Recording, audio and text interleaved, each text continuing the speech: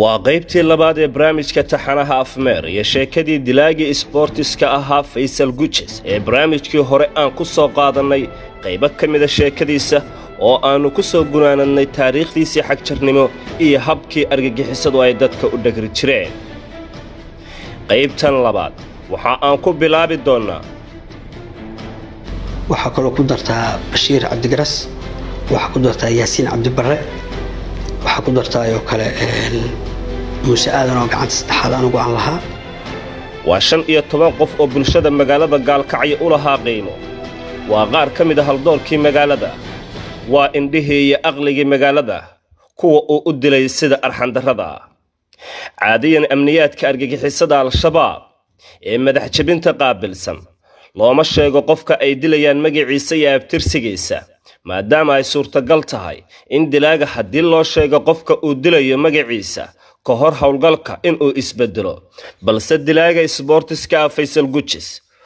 waxa uu ka mid yahay dhalinyarada magaalada Gaalkacyo, waxa uuna si fiican u kala yaqaanaa dadka reer Gaalkacyo, waana midda u fududaysay inuu si buuxda u garto magacyada haldoorkii uu nolosha dhaafiyay. Faysal Guches waxaa la oran karaa waxa uu gudbay xayndaabkii bini'aadanimada. waa kan isagoo sharaxaya magacyadii qaar ka mid ah jilib culustii magaalada Gaalkacyo ee uu xaqdarrada ku dilay iyo cidda ku caawisay dilkooda. okay maxuma aniga ka Faysal ahaan Faysal Axmed Bashiir oo Faysal Guches waxaan gacanta koowaad aan lahaa 15 qof. inta hadda aan ka xasuusto waxa ugu horeeya taarjif jabsade ha oo ahaa xilku hayay madrasaf ma xasuusto. waxa ku xigay Allah naxariiste Abdullaahi Faray, Maxamed Faray, waxa kaloo ku dartaa Jaamac Yuusuf, Cabdiqaadir Jaamac Nugaal, waxa ku dartaa Dhuud Yuusuf,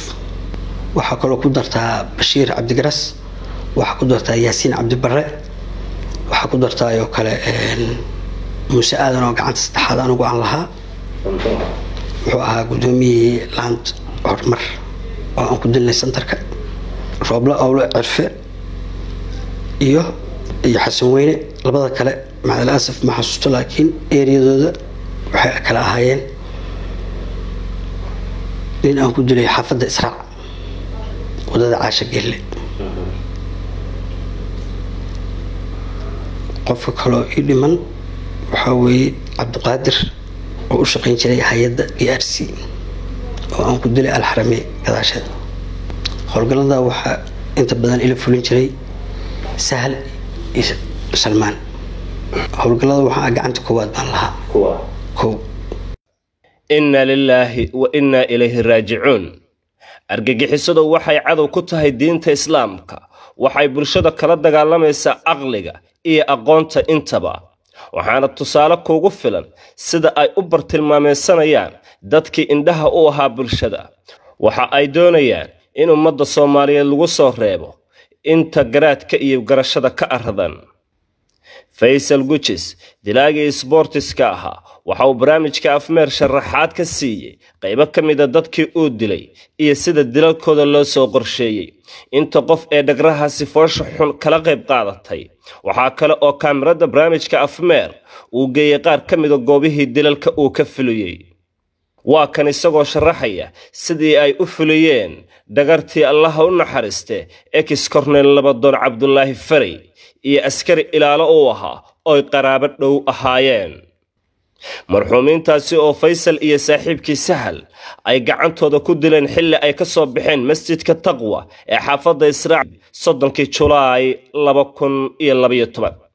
waxa uu ahaa dil gaadma oo ku qotonta dhagartii fulaynimada ku salaysneed ay dadka ku leyn jireen. habeenkaas waxa ahayn aniga Sahal oo markaas bacda casar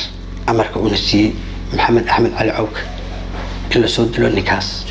jeeri Abdullaahi Faray in la soo dilo. wuxuu kaloo noo raaciyay ninka inuu wato nin staff ah. صح at the moment go-aan waxaan qaatay aniga sahal inaan howlgalkaas aan soo wada fulino alxamdulilah rabbil caalamiin aniga sahal kaliya ahayn laba nin baa ku su'aalnay sahanka iyo ninka inuu meeshaas joogo maqrib walba uu ku tukado xogteeda waxaana siiyey maxamed axmed cali cawke jeeri baana siiyey alxamdulilah rabbil caalamiin wixii dhici lahaa waa dhaceen ninkaasna gacanta koowaad anaa lahaa marka uu masaajidku ka soo baxay salaada maqrib way soo baxeen waxay ku soo baxeen 4 nin 4 nin soo baxeen markaas ma ana garanin qofka saxda uu yahay ilaa tilmaamtina la siiyay oo ahayd labada nin oo guriga wadada ugu leexanaysa labadii 4 nin si uu shaqeynay laba nin waxay qaadeen wadada dheer oo aad dhankaas siinay labadaana saan wuxuu soo leexdeen luuqa ninka qoriga wata marka arkay sahal baan amray waxa ninka qoriga wata adan kugu ogaa ada moment go'aan waxaan qaatay luuqaas inaan odayga uga hormaro intuu sagalisi qof wadada gudbay oo kale markuu luuqa u soo galay staafkuna uu soo luuqa soo gaarin baa xabadii koowaad ku dhuftaanay waxa ugu dhuftay madaxa sahal isla markii xabadii ee dhacday wuxuu xabadii ku bilaabay staafki oo rabo aniga inuu toogto qorigii qaadashada uu kor u qaadanayay staafki opsi aniga adamo matluuq marka meesha ka dhawaa baan ka dus sahal qoriga wata wuxuu si qoriga hadaa si wadatid taargad bay ku noqonaysaa wala dareemaya ifan hada qoriga qori dawladeed waa serial number buu leeyahay tixraac waa lagu soo galaya hadduu tixraac ku soo galo ama iibsatid haddii aad gadatid tusaalahan oo baahidada ku asturatid tixraac dawladda sameynaysaa waxaan waa hubkan dawladda bay u tirsantaa ninkan x korneel u ahaa x xildhibaanna waa soo maray oo golaha deegaanka alxamdulilah rabbil caalamiin hawshii sidii bay noogu fushay qorigii sahal soo gacantii ku wada wuxuu ku tuuray xira ari saas u noqon taargad iyo tixraac reference oo anaga dib lagu soo noqonay dilkaas ku dhaca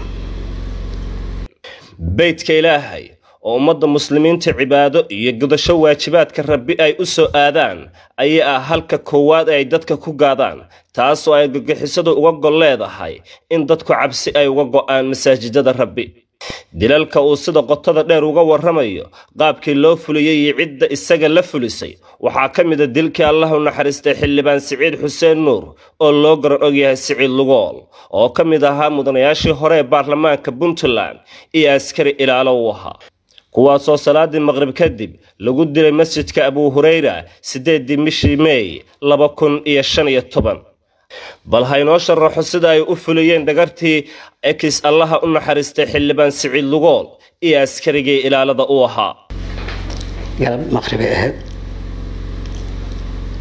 waxaan howlgeliyay maxamed axmed cali cawke ninkaas waa in la soo dilaa staff buu wataa jeeri wuxuu ahaa Siciid Lugool sahal baana markaas la soo siiyey oo loo soo sheegay سهلنا أنو حقتي إلى وذاك ابني كسر دليا بلا سود دليا يرسل الله سعيد لقار استاف بنا وتا سياسة من كنا محا حلا وحارني كدو استاف وتا استافك مسنيك إنك هذا هو اللي سب تيهار أو كلا قيب سنة باتنا أو كلا قيب سنة staff kan aniga ugu haleebaan maalintaas waxa ahayn 4 qof hadda aan xasuusto waxa ahayd aniga oo staff ka gacanteeda aan ku dilay sahal oo ninka masaajidka inta kula tukaday oo dilay Siciid Lugool iyo Salmaan oo taagnaa manaaradda masaajidka geeskiisa wuxuu qabanayay ifan hadduu sahal khalkhalo inuu asaga hawsha u dhamaystiro ama ninka badbaado ama qof kale oo saddexaad uu soo baxo waxa kale oo nala socday magaciisa iga maqan waa ninka bamka tuuray markii dadka inagu soo yaaceen maalintaas galab iftiin ahayd salaadii maqrib baa laga soo baxay waa markii ugu horeyso galab iftiin ah oo dadku inoo jeedaan hawlgalkaas sameeyaan wuxuu ku dhacay masaajidka ugu horeeyay maqribkii baa laga soo baxay kabuhu xiranay staafkii inta ka soo hormaray geeskan soo istaagay anna albaabka kale oo geeskaas ah baan taagnaa halin baa la socday oo la dhintay sahal uu sheegay ninkii la dilay inuu ninkan yahay gacanta koowaadna oo asaga u lahaa waxaa dhacday aniga staafkii inaan isku qorsheeyo si kastaba ah u qaadatay ninka staafka ah saan ku dili lahaa waxaa dhacday masaajidka markuu kadinka koowaad oo ka soo kacay oo kabihii uu gashtay oo sax uu kacay oo madaxa uu kor u qaaday sahal baa wuxuu sameeyay xabad koowaad ku dhuftay wuxuu dhuftay madaxa xabad koowaad markuu madaxa uga dhuftay at the moment go'aanka aan qaadano waxay xabad marka aan bilaabo staafka qorigiisa kor u qaaday go'aankeeni waa ka dhabeynay ninkii gacanteedii staafka ku dhintay aniga laba xabadood baan ku dhuftay staafkii saas bayna labadood ugu garan waxaa jiray in rag markay ordeen aan ordnay rag naga soo daba tagay oo na soo ceersaday ninka bamka tuuray magaciisa aan xasuusan bamkii uu ku tuuray oo ahayd raxan reeb oo aan la ogaan meesha aan ka baxnay iyo inta aan wadano hubka siisu ogaan waxa dhacday sidii waa hawsheeni aan ku fushanay hubkii waxaan ku wareejinay maxamed axmed cali cawk waa mar walba howlgal la qabto hubkana noo keeni jiray nagana qaadi jiray dhammaan dilalka ay geysteen kooxdan ka koobnay 5 dilaa ee uu horjoogaha u ahaa Faysal Gujis waxaa amarka ay ka qaadanayeen Maxamed Axmed Cali oo loo garan og yahay Cherry kaas oo ahaa horjoogihii guud ee howlgelinta iyo tashkiilinta dhalinyarada u qaabilsanaa waqooyiga magaalada Gaalkacyo ururka argagixisada ee Al-Shabaab allaha u naxariistay Duda Yuusuf Jiile ex isuduwihii wasaaradda haweenka gobolka Mudug oo dhashay adeeradii la dhashay aabihii iyo awowgiis ahaana Dudi walaalkeed allaha u naxariistay Cornel Jaamac Yuusuf Jiile qalay ex taliye ku-xigeenkii guud ee laanta hubka iyo rasaasta ciidamada Puntland ayaa ka mid ahaa dilalka bini'aadantinimada ka baxsan ee gacantiisa ku geystay kuwaas oo ka dhacay magaalada Gaalkacyo sababta ku kaliftay inuu dilo ayeediis adeeradiis dhashay oo uu garanayay waxa uu dareemay marka uu dilkeeda geystay lacagta uu ku qaatay iyo qaabka dilkaasi loo soo qorsheeyay ayuu barnaamijka afmeer uga waramay dilkii Duda Yuusuf waxa uu ka mid ahaa dilalkii uu ku qaatay lacagtii ugu badneyd ee isaga iyo kooxdiisu ay dil ku fuliyaan dilkaas isaga oo kaliya waxa uu ku qaatay lacag cadadkeedu tahay $350 gacanta koowaad halka gacanta labaad iyo hubiyaha meydka Salmaan Faris uu isna ku qaatay $150 waa dilka kaliya ee aan marnaba xasuustiisa ka go'in sida uu isagu afmeer u sheegay Duda Yuusuf Jiile waxaan ku ahayn 3 nin saddexdaani waxaan aniga iyo Ibrahim Sido iyo Salmaan محمد سليمان مركز هولغالك aan sameeyo maqribkii salaada maqrib baa la admay oo xilli afur ah rabadaan waxa dhacday inaan leela socodsiin waxa dhacaya iyo qofka aan u socono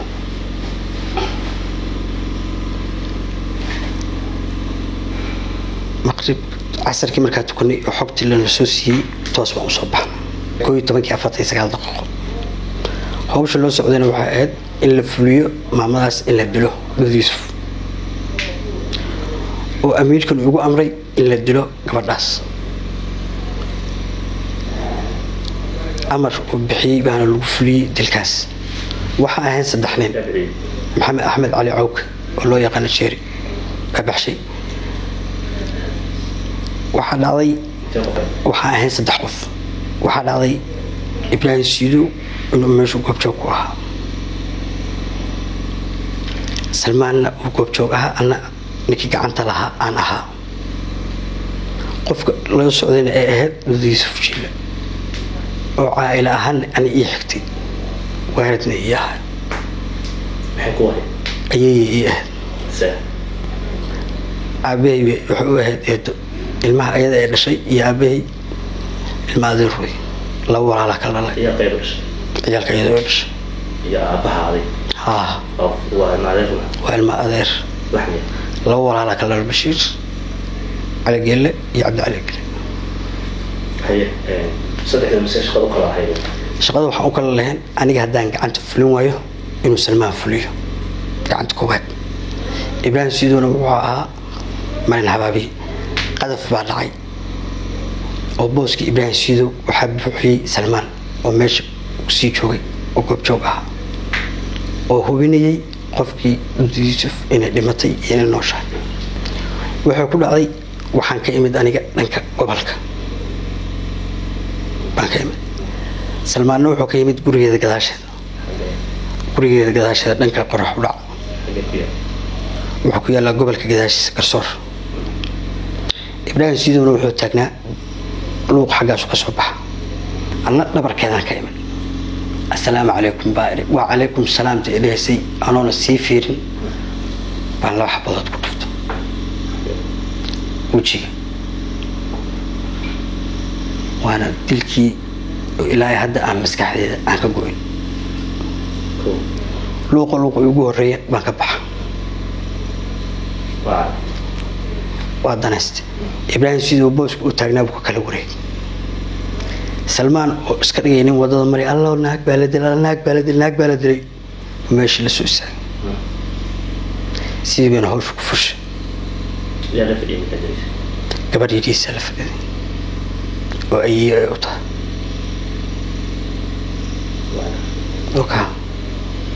مجرد يسألوا إنه أحد أو إسلام كي أب أي لا صح أي ذي أبها إدريس مجرد وأقرني حقوقنا فيها مركز أمر باليسي أمر وقاضش بريشر نوع إسحنا مركز الفكر كيس خدنا أو فكر خدنا لقدر دعينا وقع وسيد هذا وكل قرني وهذا وكل دقيقة وما كل دقيقة نهربها وحلبنا وهذا وحالي سيس ده بقولي $100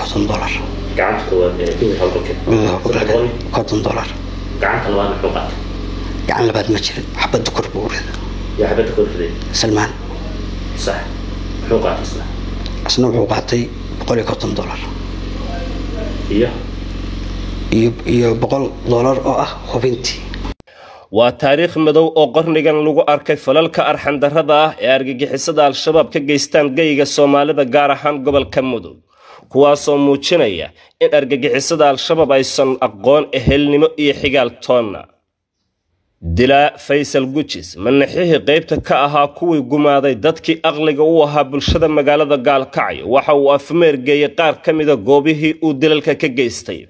waxa kamida goobaha aan dilkooda soo qaadan doono madaxii kastamyada maaliyadda ee gobolka Mudug ekis Allaha u naxariistay Xasan Cabdullaahi Hiraabay Xasan Weyne oo lagu dilay Hotel Ar-Rahma oo ku yaala xaafadda Garsoor 18 Oktoobar 2019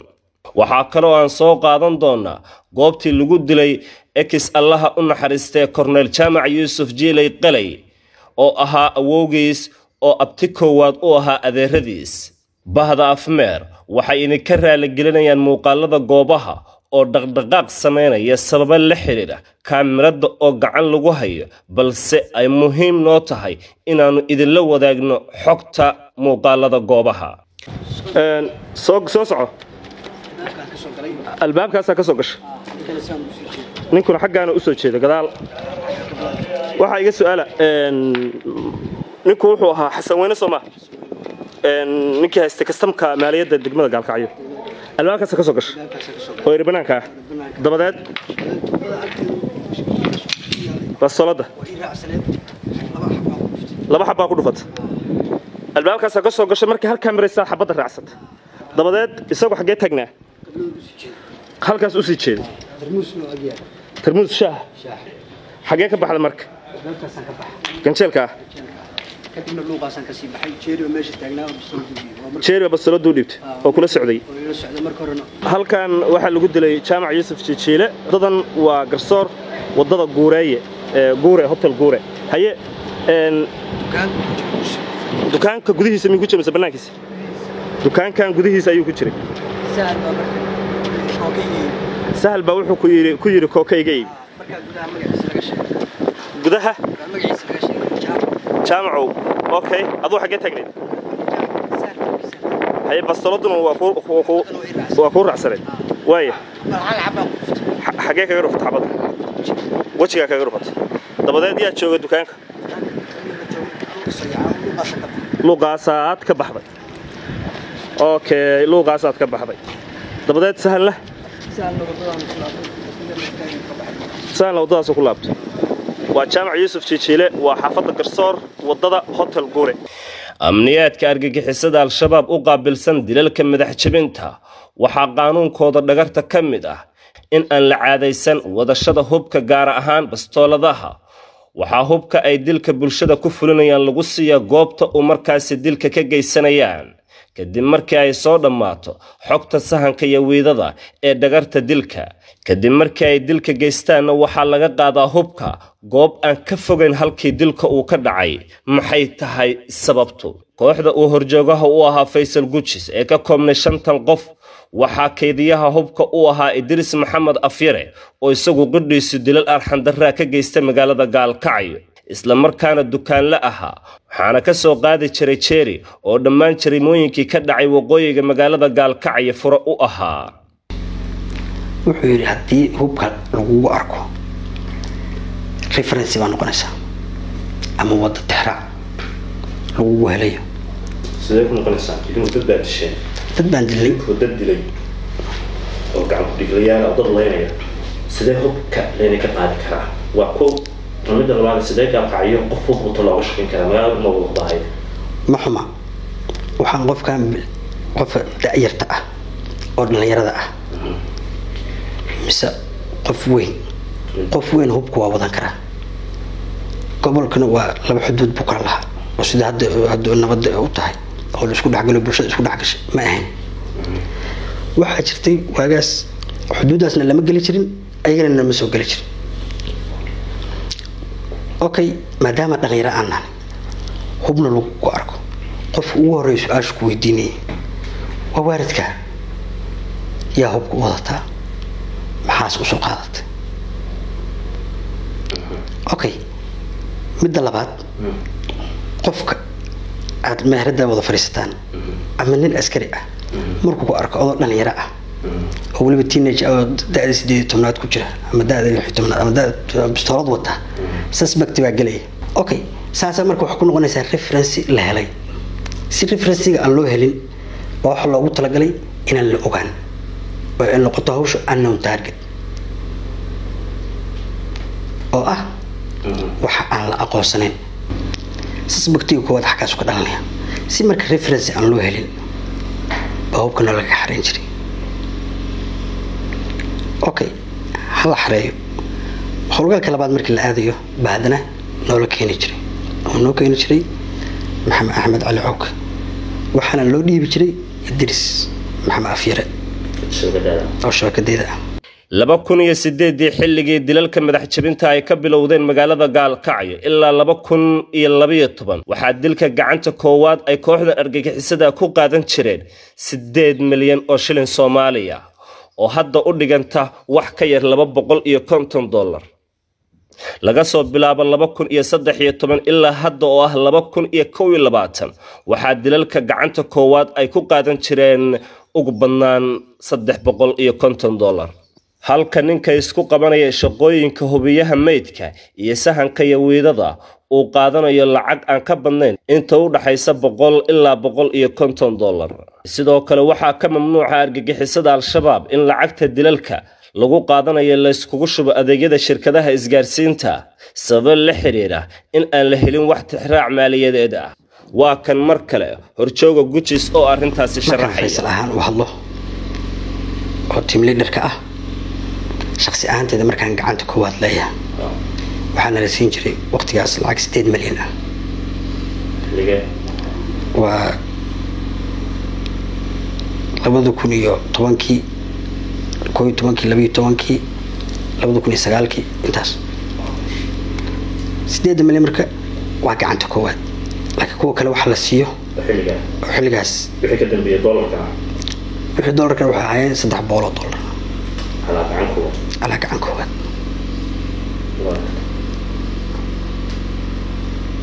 marka qof gacanta labaad leh kulay gacanta labaad inkastoo aan xasuusan laakiin qorsho wuxuu ahaa dilka koowaad muhiimadda waxay gacanta koowaad oo 8 milyan ah 8 milyan oo shil Soomaaliya oo waqtigaas joogta xilliga 2012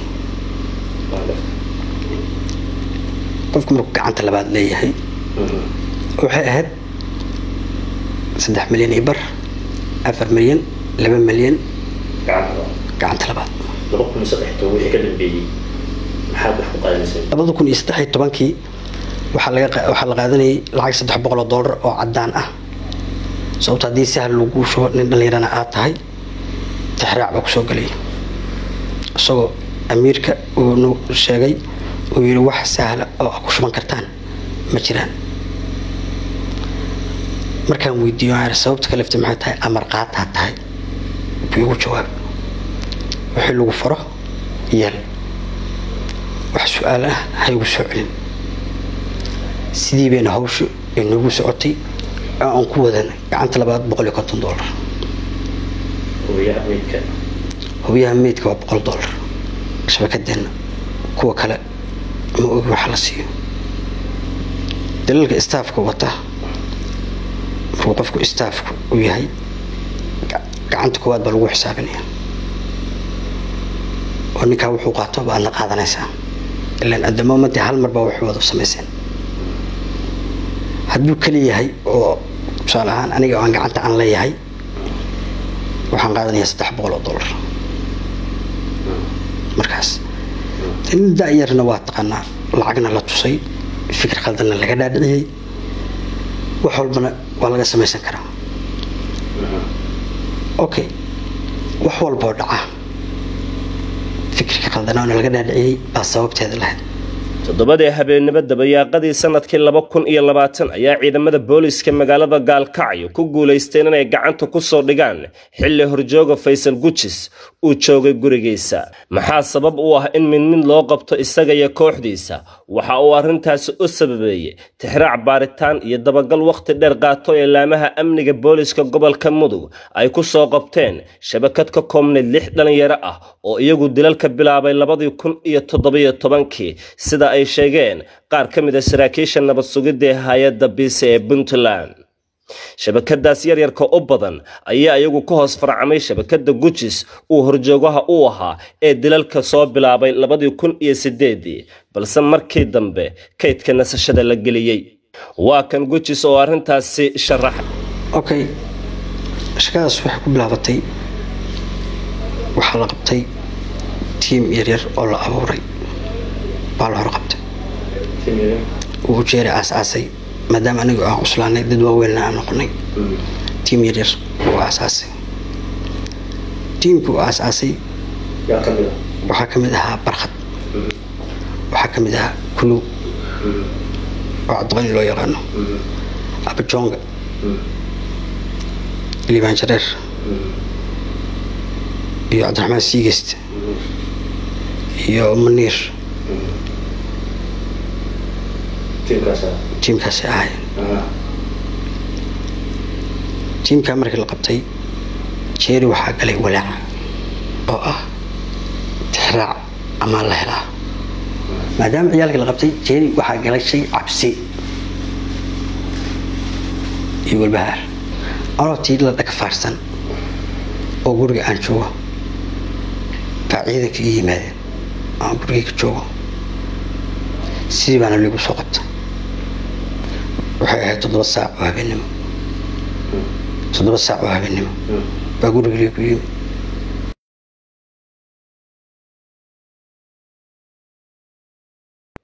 waxaa in badan oo idinkayda ka mid ay isweydiinayaan maxaa sabab u ah in ninkan Gujisa uu sidan oo dhan u hadlo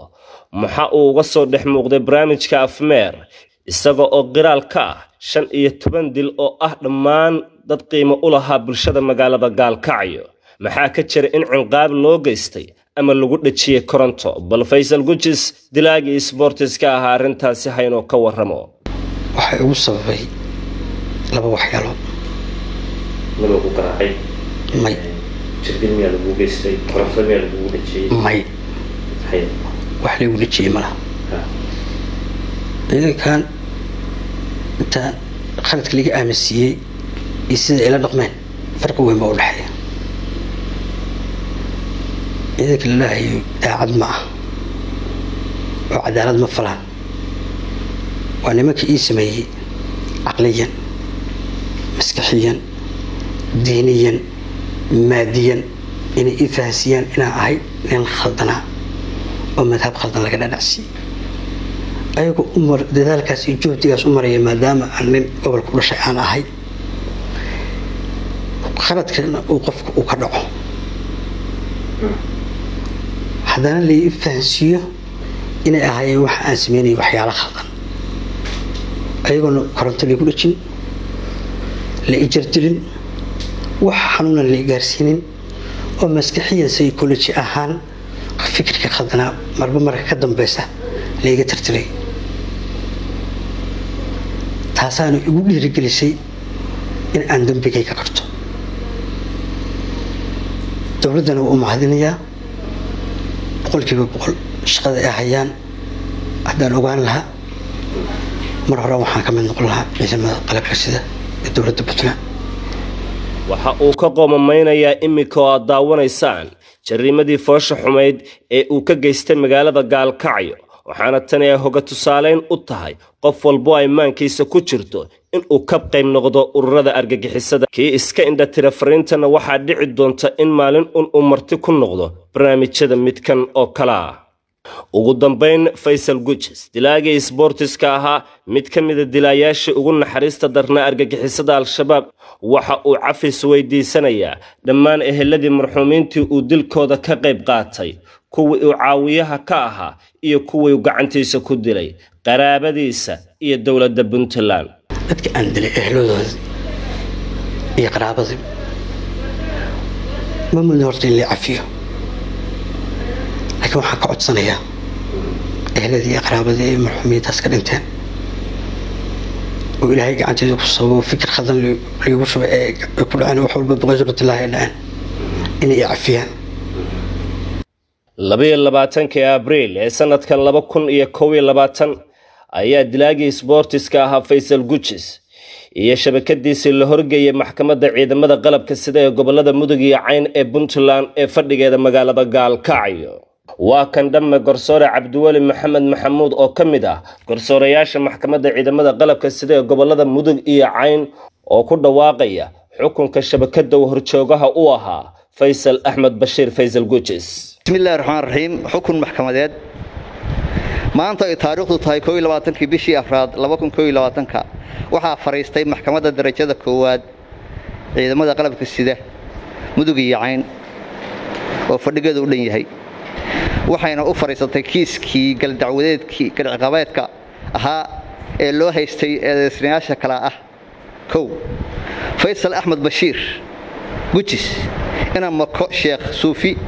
صدني يكوتشره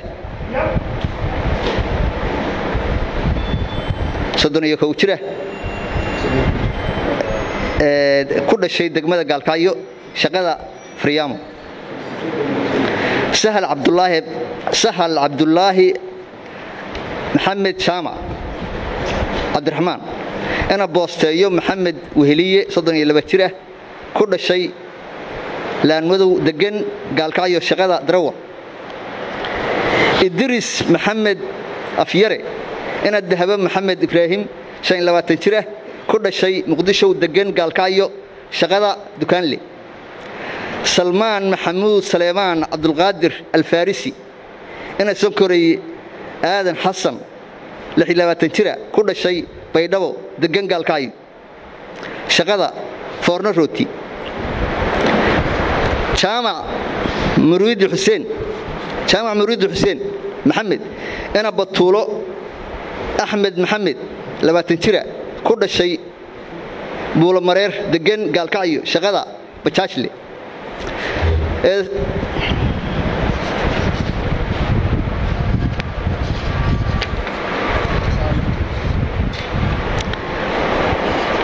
asbaabta xukunka markay maxkamaddu akhrisatay oo dhageysatay doodii xaaliyaha markay maxkamaddu dhageysatay doodii istifaacidii eedeysanayaasha markay maxkamaddu dhageysatay akhrisatay doodii qareenka markay maxkamaddu aragtay qiraalka cadeymaha garsoore hortii looga qoray confession markii maxkamaddu aragtay cadeynta video laga duubay iyagoo qiraal ah markay maxkamaddu aragtay qoraalka baarista booliska SID gobolka Mudug markay maxkamaddu u cadaatay in eedeysanayaasha ay galeen dambiga lagu soo oogay markay maxkamaddu aragtay culayska dambiga ay leedahay markay maxkamaddu aragtay sharciga iyo xeerka loo gafay xeer lambartan qodobkiisa labaad firqadiisa koowaad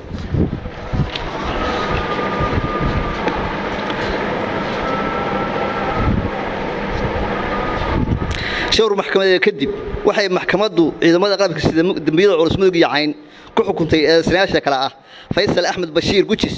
ina mako Sheekh Suufi 31 jira ku dhashay gaalkacyo shaqada Faryaamo Sahal Abdullaahi Maxamed Jaamac Abdurrahmaan ina booseeyo Axmed Weheliye 32 jira ku dhashay Laan Madow degan gaalkacyo shaqada darawal Idris Maxamed Afyare ina Dahabo Maxamed Ibrahim 25 jira ku dhashay Muqdisho degan gaalkacyo shaqada dukaanle Salmaan Maxamed Saleeman Abdulqaadir Alfarisi ina Sonkori Aadan Xasan 26 jira ku dhashay Baydhabo degan gaalkacyo shaqada Foorno Rooti jaamac muriidi xuseen maxamed ina batuulo axmed maxamed 20 jira ku dhashay buulo mareer degan gaalkacyo shaqada bajaajle dil toogasha iyadoo maxkamaddu u cuskatay qodobka xeer lambartan firqadiisa labaad qodobkiisa labaad firqadiisa koowaad iyo shariicada islaamka